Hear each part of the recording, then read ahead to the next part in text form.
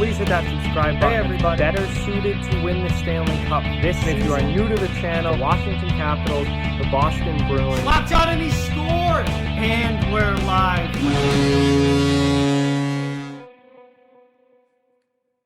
Hey everybody, so today we're going to be continuing along with my lineup projections, and we're going to be looking at the New York Rangers and what their lineup could look like if we get a return to hockey and they play against the Carolina Hurricanes in the play-in round. So before we begin, I just ask that you please hit that subscribe button if you're new, and give this video a thumbs up if you haven't already, as those likes really go a long way. But let's play around here with the New York Rangers roster and see what kind of lineup we can put together. Let's switch over here to the cap-friendly screen, and let's get to work. So obviously Mika Zibanejad is without a doubt your top center, with Artemi Panarin on the left. And I have Pavel Buchnevich on the right. You could put Jesper Fast there. You could really mix things up and maybe put, Capo Caco there possibly, or whatever you want to do. But I think at least to start, Buchnevich is probably the most NHL ready and highly talented offensive player to put on the right side with Zibanejad and Panarin, which obviously leaves Ryan Strome as your second line center, as he's been all year, with a healthy Chris Kreider on the left and Jesper Fast on the right there, which makes your third line Kakko, Brett Howden, and Philip Chytil. And then your fourth line, Phil DiGiuseppe, Greg McKegg, and Julien Gauthier. Brendan Lemieux is going, well, he got suspended right at the end of when the season got paused, so he's not going to be there to start, but we don't know when he'll be back. He'll obviously slot into the lineup in place of either Chytil or DiGiuseppe when he's back from suspension, but he won't be there at least to start. Then you've got, all your other extra forwards that will probably get called up because of the expanded rosters. You've got Michael Haley still there for some veteran toughness. You've got Kravtsov, Lettieri, Fogarty, Nieves, Bolesky, Gettinger, all these guys that were down in Hartford in the AHL will get call-ups with the expanded rosters and be your depth guys. Moving on to defense, Jacob Trouba and Brendan Smith, most likely to be your top pair. Trouba has been their number one defenseman this year in terms of time on ice. He's the top guy.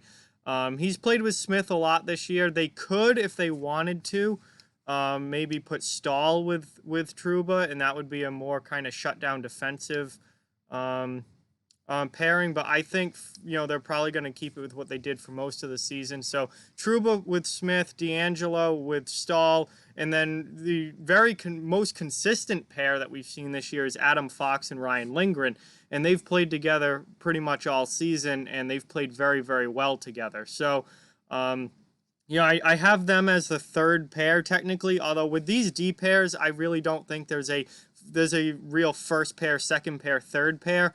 I think, they all play significant minutes. They all play important, shifts. And, really, you're right. These three defensemen have all had massively good years. Trouba didn't have a great year as far as offensive output, but in terms of being the number one guy in his terms of his time on ice, he was the most used defenseman, so he was playing a ton. DeAngelo had a massive breakout year offensively, and Adam Fox had a huge year offensively. So it's really kind of, this D-core is driven by these right side defensemen, and then over here you can kind of switch these guys up. Although Lindgren and Fox is pretty much a set pair, you could swap these two around if you wanted, or maybe even put Hayek in the lineup or something like that. But I think that at least to start, this is probably what it's going to look like. And then you have your extra defenseman. Libor Hayek played a little bit this year. Rykov could get a look. He'll definitely at least get a call up with the expanded rosters. And then Darren Radish, another guy from the AHL who, you're going to need an extra some extra D-men. He'll probably get a call-up. And then the goaltender situation, it's an interesting one with the Rangers. Obviously, they have three goaltenders who have all played, pretty significant NHL games this year: Lundqvist, Shesterkin, and Georgiev. Obviously, Shesterkin and Georgiev are young guys, just breaking into the league. Lundqvist is the veteran. However, Lundqvist's numbers the last year, couple years, haven't been that great. Shesterkin certainly looks like the future, and had an incredibly good season in the games that he did play this year. And then Georgiev has kind of been the one holding down the fort for the past year and a half or so. So they've got three good goaltenders.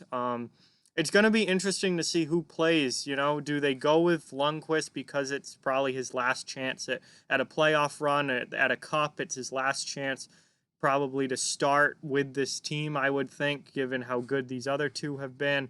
Do they go with Lundqvist, or do they go with Shesterkin and Georgiev kind of were running the show by the end of this regular season? So do they kind of shelve Lundqvist and let Shesterkin and Georgiev go with it? I mean, it's going to be really interesting to see, because they really do have three NHL level goaltenders, and someone's going to get left out. Only one of them can start. One of them can be the backup, and someone's going to have to get left out altogether. So that's going to be a tough decision for sure on the goaltending side of things. I mean, when it comes to talent, I think Shesterkin is your best guy right now as far as talent. He also has the least experience, or NHL experience, out of these guys. Lundqvist is your veteran guy and has been, the backbone of your franchise for, 15 or so years now.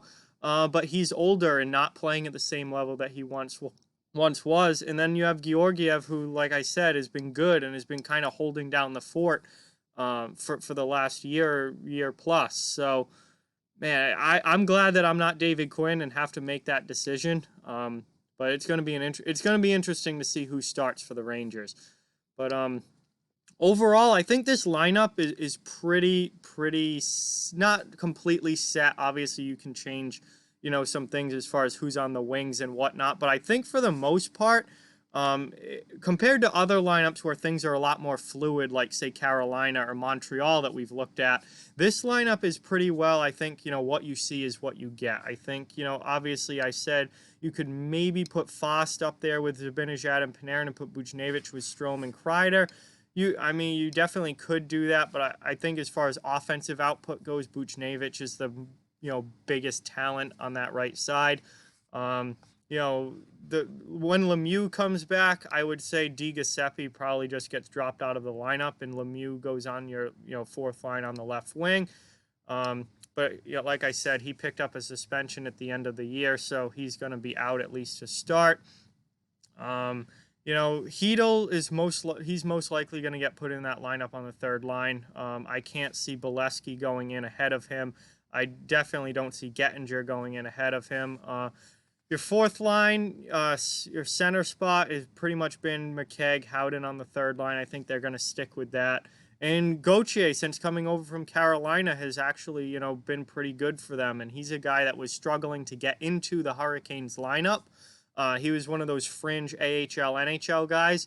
But Rangers aren't as deep of a team yet as Carolina is, so he's become an NHL regular with the Rangers, and I think he's looked really, really good on that right side. So, they've got him, and then Kraftstoff and Lettieri were guys who played in the AHL this year, but are younger and have good talent and upside. So I think that you could if Gauthier doesn't play well, or Fost doesn't play well, or there's a problem with one of those guys, you could easily throw one of those other ones in, but for the most part, at least to start, I think these top, these are going to be your four lines, at least to start, what we have right here. And then, adjustments will be made as needed. So Rangers lineup, I think, compared to others, is pretty well set. And with, we have a pretty good idea of what it's going to look like. So, yeah, and this is a good team. They're an 11 seed. They're trying to pull off a big upset here over Carolina, even though I feel like more people are picking the Rangers than picking Carolina. So is it really that big of an upset? I think the Rangers, as far as, certainly not in seeding, but as far as, who people think are going to win, I think the Rangers might be the favorite in this one. And that's just because of the way that they were playing before the season got put on pause, and how good they were, and how great Panarin and Zibanejad were playing together and just lighting it up. And I mean, this is a team that's coming out of a rebuild that is really starting to show signs of improvement. And they're dangerous. They're a dangerous young team with a ton of talent. So, switch back over here. So the New York Rangers definitely going to be a fun team to watch, and tons of talent there. We know that their future is extremely bright. That they're going to be good for years to come. But I'm really interested to see, what kind of noise can they make right now? What can they make a serious run?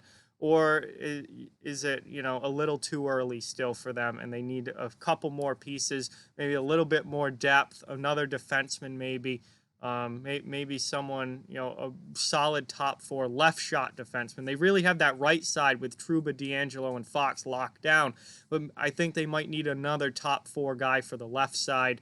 I don't really. Brendan Smith has kind of been a top four defenseman for them, but I really don't see him as someone who should be a top four defenseman. So they might need one more D-man, maybe a little bit more forward depth. But listen, this team is close, and they are very, very good. So with that, like, comment, share, subscribe, follow on social media. All those links are down in the description below. If you'd like to further support the channel, the links to our Patreon and merchandise store are down in the description as well. Keep spreading the word about this channel. Let's keep this thing growing. Thank you very much for watching. Hope you enjoyed the video, and I'll talk to you guys soon.